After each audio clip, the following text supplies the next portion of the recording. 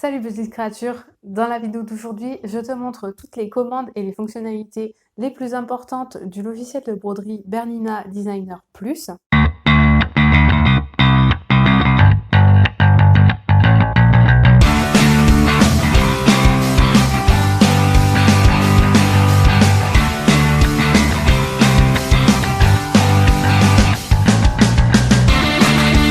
Pour t'aider à débuter et à t'y retrouver dans toutes les icônes du logiciel, évidemment, je ne vais pas tout non plus te détailler dans cette vidéo parce que déjà, ce serait beaucoup trop long et beaucoup trop chiant. Et en plus de ça, je vais faire d'autres vidéos par la suite sur la chaîne où je te montrerai plus en détail en réalisant des numérisations, pour rentrer dans le vif du sujet. Mais voilà, déjà, cette vidéo-là va te permettre de t'y retrouver un petit peu mieux dans toutes les icônes parce qu'il y en a beaucoup et en plus de ça, c'est pas toujours hyper intuitif. Quand on débute en numérisation, on ne sait pas du tout comment faire ni à quoi ressemble le logiciel. Donc je suis là pour t'aider. N'hésite pas déjà à t'abonner et à activer la petite cloche pour ne rien louper des futurs tutos. Je sais, je le répète à chaque fois dans toutes les vidéos, mais c'est super important. Déjà, j'ai vu dans mes stats YouTube que plus de la moitié des personnes qui regardaient mes vidéos n'étaient pas abonnées. L'abonnement, les pouces en l'air, les commentaires, tout ça c'est totalement gratuit et ça te permet de ne louper aucun futur tuto pour t'aider en couture ou en broderie. Tu peux poser tes questions ou me donner tes impressions dans les commentaires, il n'y a pas de souci. Et en plus de ça, ça m'aide beaucoup à développer la chaîne, à me faire connaître pour pouvoir créer encore plus de contenu. Du coup, je te laisse avec la suite de la vidéo. On se retrouve devant mon écran de PC. Donc, je vais te montrer les commandes qui, selon moi, sont le plus importantes et utiles pour commencer. Il y a beaucoup à voir et à connaître sur les logiciels de broderie, ça se prend pas en main comme ça. Donc, j'utilise le logiciel Bernina Designer Plus qui est vendu dans les 1500 € actuellement. Ça change un petit peu en fonction des revendeurs, mais globalement, les logiciels de ce genre de gamme sont à ce prix-là. Il y en a des moins chers qui sont des versions allégées où on ne peut pas faire grand chose. En général, on a juste la numérisation automatique. J'ai commencé comme ça avec le Janome Digitizer Junior. En fait, il m'a coûté dans les 400 ou 500 € je crois, et au final je pouvais faire juste la numérisation automatique. Je pouvais même pas changer le sens des fils ni rien. Bon bref, c'était une horreur. Enfin, on va dire 500 € de perdu, on va dire. Mais bon, j'ai pu me faire un peu la main grâce à ce logiciel là et il en existe aussi forcément des beaucoup plus chers mais qui sont également beaucoup plus techniques. J'en ai juste entendu parler, je sais pas du tout à quoi ça ressemble ni rien, j'ai jamais essayé, donc voilà, moi je suis restée sur cette gamme là. Tu peux déjà faire énormément de choses avec ce type de logiciel. L'interface du logiciel change aussi en fonction des marques. Je n'ai que celui de Bernina du coup, donc je ne pourrais pas t'aider si jamais tu as le PE Design de Browser par exemple, qui est lui totalement différent. D'ailleurs, pour avoir vu un peu le visuel, à quoi ça ressemblait et tout sur d'autres vidéos, je trouve que le PE Design a l'air assez complexe à prendre en main. Il est moins intuitif que le Bernina ou le Janome Digitizer. Il ressemble énormément au Bernina, vu que c'est le même développeur. Donc si tu n'as pas encore investi, je te conseille de prendre le Janome ou le Bernina qui, selon moi, sont les plus intuitifs. L'interface est plus sympa à prendre en main par rapport au PE Design. D'ailleurs, la marque de ta brodeuse n'a aucune incidence sur le choix du logiciel. C'est pas parce que tu as une brodeuse browser que tu dois forcément prendre le PE Design, peu importe le logiciel. Tu pourras exporter tes broderies dans tous les formats disponibles sur le marché. On commence avec la barre du haut, tu as différentes petites icônes. Je vais pas toutes te les décrire, mais seulement les essentiels selon moi. Après, tu auras tout le temps de découvrir ton logiciel au fur et à mesure. Ici, tu as le nouveau dessin vide. Ça te permet de créer un onglet vierge pour numériser une nouvelle broderie. À côté, ouvrir un dessin déjà existant qui se trouve dans tes dossiers d'ordinateur. À côté, la même chose, mais pour ouvrir directement les fichiers sur lesquels tu as travaillé récemment. La petite disquette verte te permet de sauvegarder ton travail. Ça va enregistrer avec le logiciel Bernina un fichier au format art.80 C'est le fichier avec lequel tu travailles sur le logiciel que tu viendras ensuite exporter en cliquant sur Fichier, Exporter fichier machine au bon format adapté à ta brodeuse. Ici, tu choisis le format que tu veux. Par exemple, moi, j'ai le point .gef pour les Janome, mais tu as aussi, par exemple, le point .pes pour les browsers et tous les autres formats sont listés ici avec les marques des différentes machines. L'aperçu avant impression te permet de voir la fiche résumée de ta broderie. C'est à cet endroit que tu trouveras la consommation de fil, le temps de réalisation estimé, la taille, bref, plein d'infos utiles à connaître. Ici, tu peux voir le fil recueilli. Bon, là, mon dessin est vierge, il n'y a rien, donc voilà, c'est vierge ici aussi. Mais voilà, tu as toutes les infos si jamais pour t'y retrouver. C'est très important le fil requis, surtout si tu veux calculer le prix de ta broderie. Ça t'aidera du coup, là ça te calcule le métrage utilisé automatiquement.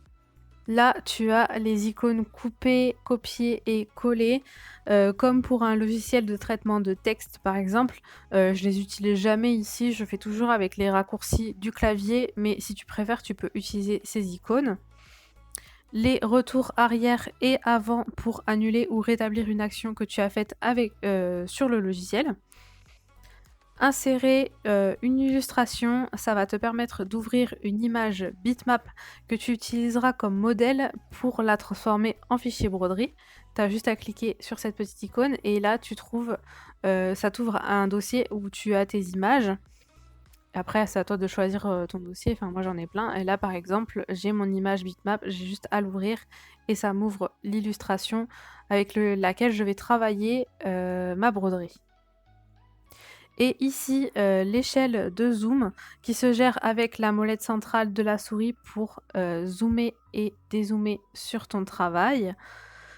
Tu peux aussi gérer à ce niveau-là pour faire cadrer par exemple, ou le cadre. T'as différents... Voilà, tu peux gérer de ces deux manières-là. Pour la barre, juste en dessous, tu as cette petite flèche bleue qui te permet de sélectionner les parties de ta broderie. Ce qui est indispensable, tu le verras par la suite dans d'autres vidéos. Et l'outil de refaçonnage ici est aussi indispensable. Une fois que tu as créé une forme, tu peux la modifier en cliquant sur cette icône. Par exemple, si tu as fait une petite erreur ou si tu veux changer l'angle de pointe, c'est-à-dire le sens dans lequel les points de broderie se brodent. Ici, différents outils pour agrandir ou rétrécir de 20%, refléter en miroir ou tourner à 45 degrés ou à l'angle que tu souhaites ici en rentrant l'angle que tu veux dans cette petite case. Tu peux gérer du coup tes différentes parties de broderie, les bouger et tout comme tu veux. Là, tu as la position de ta broderie dans ces deux cases au niveau de l'écran. J'utilise quasiment jamais à ce niveau-là. Mais par contre, très important, ici, tu as la hauteur et la largeur de ta broderie. C'est en millimètres, donc il faudra faire la conversion. Tu peux rentrer la taille que tu veux dans ces deux cases. Si tu ne veux pas que la hauteur et la largeur soient proportionnelles, il faudra désactiver le petit cadenas ici. Et là, c'est la même chose, mais en pourcentage, mais c'est la taille aussi. C'est juste que si tu veux la réduire de, mettons, 50%, bah, tu rentres 50% ici. Cette icône te permet d'afficher la vue artistique, c'est-à-dire voir la broderie comme elle sera une fois brodée à quelques détails près. Je vais te montrer sur une broderie déjà faite. Par exemple ici, elle est affichée en mode artistique et en la désactivant, tu la vois en mode point.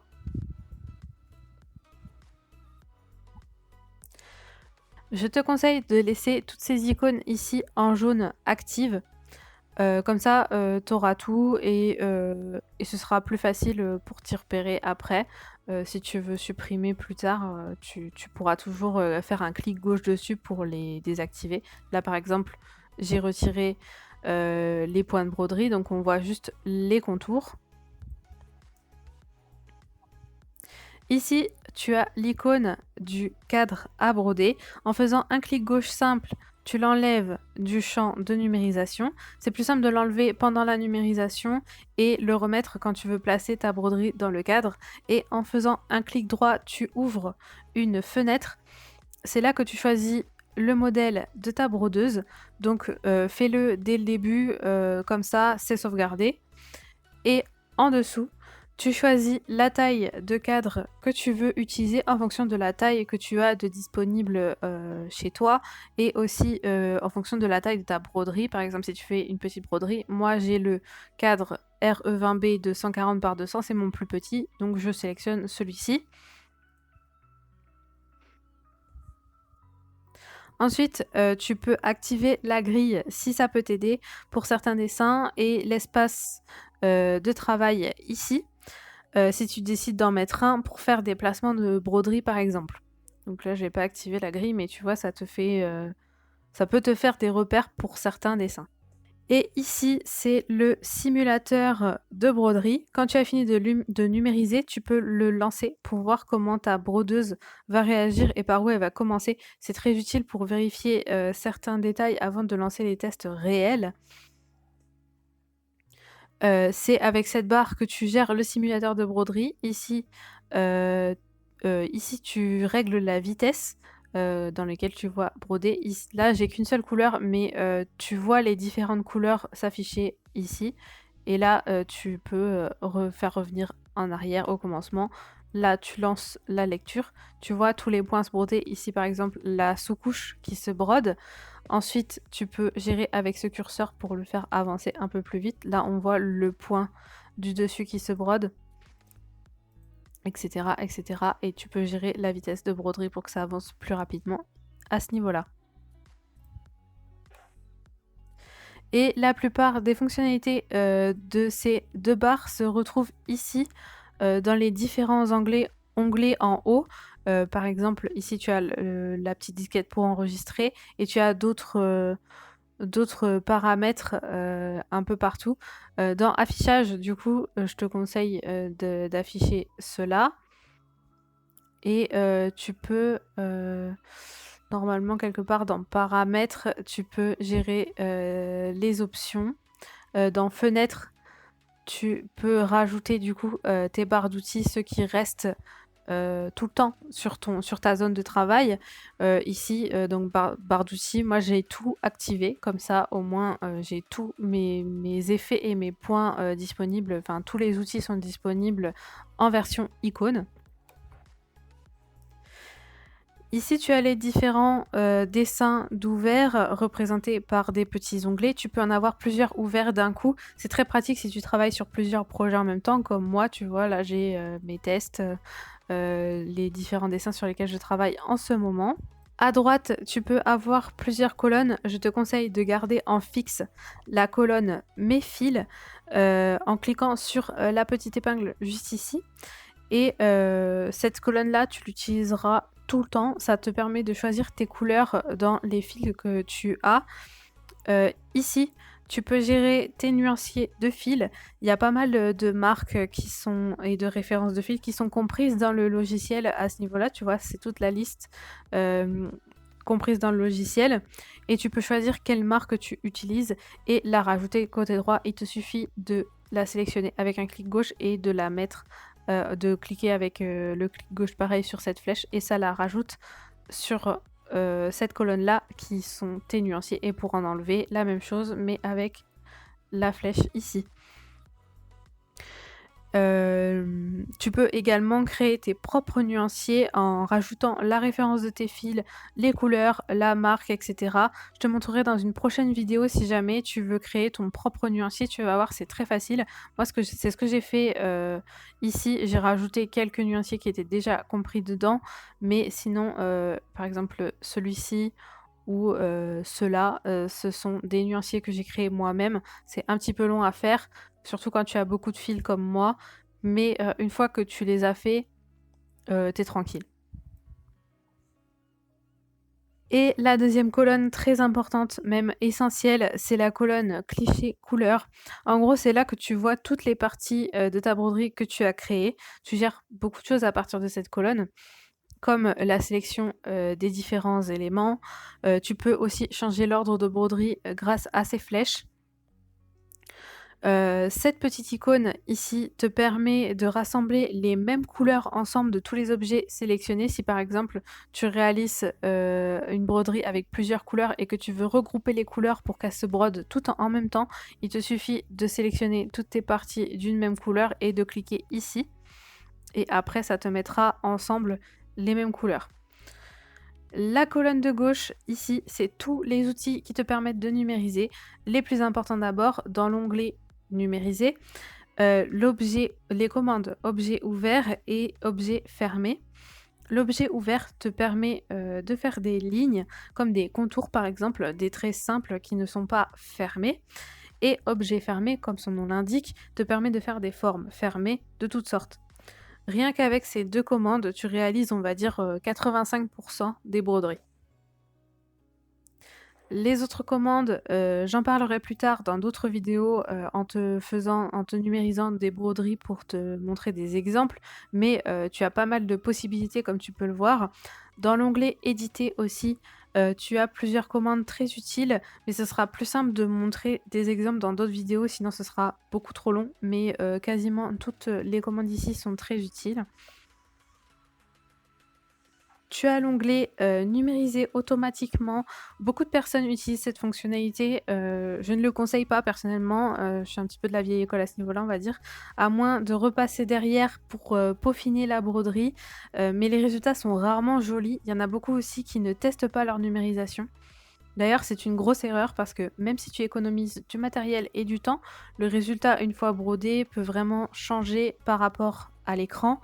Ça semble toujours parfait à l'écran, mais une fois brodé, il peut y avoir des problèmes de densité, donc ça veut dire casse de fil, rétractation du tissu trop importante, des contours décalés, etc.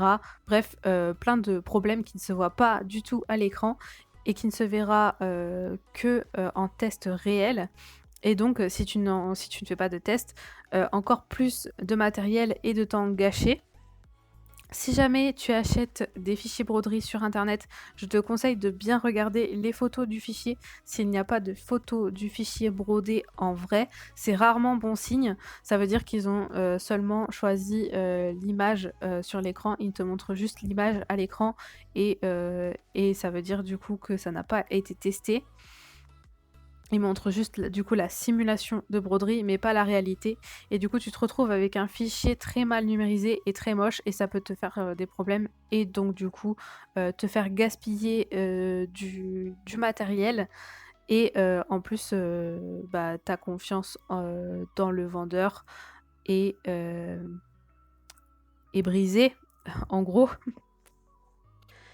Et enfin, la barre du bas, tu retrouves les différents types, de points disponibles du logiciel. Les points de contour en premier, plus ou moins fins et de différents styles. Hem, Ceux que j'utilise le plus personnellement, ce sont les contours simples, les contours triples et le point, arrière et le point satin.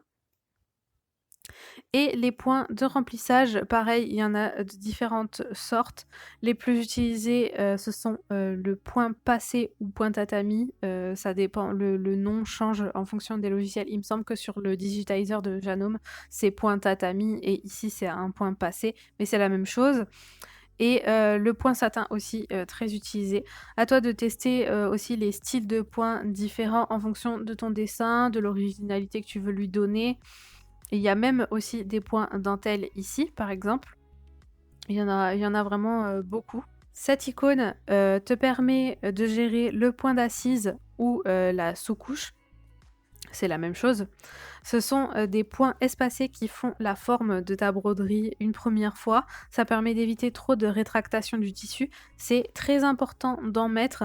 En fonction de la taille de ta broderie, tu peux en mettre une ou deux ou pas du tout pour les très petits éléments, mais ça ne concerne vraiment que les tout petits éléments qui n'en ont pas besoin. Sinon, tu as toujours besoin d'une sous-couche. Et pareil, il y a plusieurs sortes de points. Pour gérer les paramètres, il te suffit de faire un clic droit sur cette icône et là, tu vois, tu peux en rajouter une ou deux. Tu gères, il y a différentes sortes de points. Tu peux gérer la longueur, l'espacement. Donc voilà, à adapter en fonction du point du dessus aussi. Personnellement, la plupart du temps, j'utilise une assise en point passé en piétant et je laisse cet espacement et cette longueur de point. Ça marche pour la plupart et là pareil, je ne touche pas, je laisse en standard. Et si jamais tu veux désactiver rapidement le point d'assise, il te suffit de faire un clic gauche sur l'icône et ça désactive en ayant évidemment la forme sélectionnée au préalable. Donc la plupart du temps, le point de sous-couche se met automatiquement, mais comme je te disais tout à l'heure, tu peux être amené à gérer un peu cette partie-là. Donc en faisant un clic gauche, tu la désactives ou tu l'actives et en faisant le clic droit, tu ouvres les paramètres de points. D'ailleurs, c'est pareil pour tous les autres points ici. En faisant un clic gauche, tu les sélectionnes et en faisant un clic droit, tu ouvres les paramètres du point et là, tu as plusieurs choses à gérer qui sont très importantes comme l'espacement du point, la taille. Là, par exemple, c'est un point de contour satin, donc c'est la largeur. Et après, tu as d'autres petites choses. Mais ça, c'est pareil, je t'expliquerai au moment où je ferai des exemples concrets. Et dans cette barre, tu as les couleurs que tu auras choisies, ou toutes les couleurs en fonction de si tu désactives cette icône ou pas. Je te conseille de l'activer, ça masque les couleurs non utilisées, c'est plus simple pour s'y retrouver. Si jamais elle est désactivée, il y a toutes les couleurs de Bernina qui sont affichées, enfin un nuancier de couleurs, on va dire, Bernina. Si jamais tu ne sais pas à l'avance quelle couleur tu vas choisir pour ta broderie et que tu veux tester différentes sortes de couleurs, tu peux toujours le laisser activer et tester et ensuite choisir tes fils et mettre les bonnes références grâce à cette colonne, à ta numérisation. Comme ça, quand tu lanceras ta broderie sur la brodeuse, à l'écran, il y aura affiché les bonnes références de fils et tu ne seras pas perdu dans les couleurs. Et du coup, dans la barre de couleurs, tu peux sélectionner par exemple, mettons, je veux que le livre soit d'une autre couleur, ce bleu-là. Je sélectionne l'objet, la forme que je veux changer et je choisis la couleur ici avec un clic gauche. Si jamais tu choisis, mettons, là je vais remettre le livre en noir. Si jamais je choisis le noir dans la colonne mes fils, au lieu de cliquer ici, ça fera une nouvelle couleur dans la barre ici, alors que c'est le même noir. C'est pas dérangeant, mais par contre, quand tu passeras ton fichier dans ta brodeuse, ça va te faire des étapes de broderie supplémentaires, comme si c'était une autre couleur, alors que en choisissant juste ici, tu gardes la même couleur et du coup, là, ça va se broder en se suivant normalement. Donc c'est plus simple, enfin ça te fait moins perdre de temps, t'as pas besoin de retourner à ta brodeuse pendant que ça se brode pour relancer la broderie. Donc si jamais tu as plusieurs mêmes couleurs, je te conseille de les choisir une première fois dans la colonne mes fils pour qu'elles se rajoutent dans cette barre ici. Et ensuite, si jamais tu as un autre objet plus tard qui est de la même couleur, la resélectionner ici. Comme ça te fait moins d'étapes de broderie. Voilà, normalement j'ai tout dit, ça fait beaucoup d'éléments à assimiler. C'est pour ça que je montre pas tout. Il y aura d'autres vidéos qui suivront pour certaines fonctionnalités. La numérisation de broderie, c'est très technique, il faut beaucoup d'entraînement, il y aura aussi beaucoup de ratés, mais vraiment c'est un bonheur de créer des broderies personnalisées. Enfin, je sais que personnellement, j'adore ça, c'est devenu une passion. La broderie machine, c'est devenu une passion en plus de la couture et le fait de créer ses propres broderies encore plus.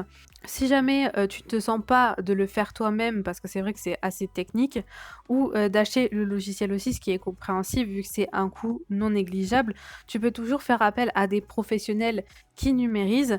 comme moi par exemple, mais évidemment il n'y a pas que moi sur le marché bien sûr, les numérisateurs et numérisatrices de broderie peuvent réaliser n'importe quel dessin et une fois la numérisation et les tests payés, tu as ton fichier broderie pour ton utilisation personnelle et ou professionnelle bien sûr, à vie. Personnellement, je conserve tous les fichiers créés. Si jamais tu perds ton fichier ou que tu as besoin, de changer le format, si jamais tu changes de marque de machine par exemple, il suffit de me recontacter, soit sur les réseaux sociaux ou par mail et je te le renvoie par mail au bon format. Ou juste au format que tu as besoin, voilà, si jamais tu l'as perdu. Donc n'hésite pas à me contacter sur Instagram ou Facebook ou même par mail du coup pour un projet personnalisé si tu as besoin. Toutes les infos sont en barre d'infos. Il y a tous les liens vers mes réseaux sociaux et aussi mon mail. Par contre, mon mail, forcément, c'est mon mail professionnel. J'ai pas trop envie qu'il soit, enfin qu'on m'envoie juste un bonjour, même si ça fait très plaisir. Si tu veux me contacter par ce biais-là, c'est surtout pour les demandes professionnelles. Pour les mails personnels, ça m'est arrivé de recevoir des mails personnels avec des photos. Je ne connaissais pas la personne, mais voilà, ça fait plaisir, mais c'est mon mail pro, donc il faut l'utiliser seulement pour demandes de commandes ou les contacts professionnels pour des partenariats éventuellement. Et pour les demandes un peu plus perso, des questions, il y a la barre des commentaires juste en dessous ou éventuellement tu m'envoies un DM Instagram ou Facebook et pas de souci, j'y répondrai. Je réponds toujours aux messages qu'on m'envoie et aux commentaires qu'on me laisse. Donc même si je mets un petit peu de temps parce qu'il y a beaucoup de boulot, j'y répondrai toujours. Donc voilà, n'hésite pas à me contacter si jamais tu as besoin. Voilà, c'est la fin de cette vidéo. J'espère que t'en as pas trop bavé et surtout que je ne t'ai pas perdu en cours de route. Si jamais tu as des questions, n'hésite pas du coup à me les poser en commentaire. Si tu veux voir des vidéos particulières au niveau de la numérisation, s'il y a des commandes que tu ne comprends pas encore, je serais ravie de répondre à tes questions. Comme je disais au début de la vidéo, n'hésite pas à me laisser un pouce en l'air si jamais tu as apprécié cette vidéo, qu'elle t'a aidé à t'y retrouver un peu plus dans le logiciel, à t'abonner et aussi à activer la petite cloche pour ne rien louper des futurs tutos. Tout ça, ça m'aide beaucoup. Tu peux aussi me suivre sur mes réseaux sociaux, Instagram, Facebook et aussi sur Etsy. Il y a ma boutique, tu peux la rajouter en favori si tu veux pour voir s'il y a tous les motifs que tu peux télécharger en broderie machine. Il y a d'autres contenus sur les réseaux sociaux, il y a les photos de mes créations, etc. Donc tu peux aller me suivre là-bas aussi si c'est pas encore le cas. Merci beaucoup d'avoir suivi jusqu'au bout et je te dis à la prochaine. Salut!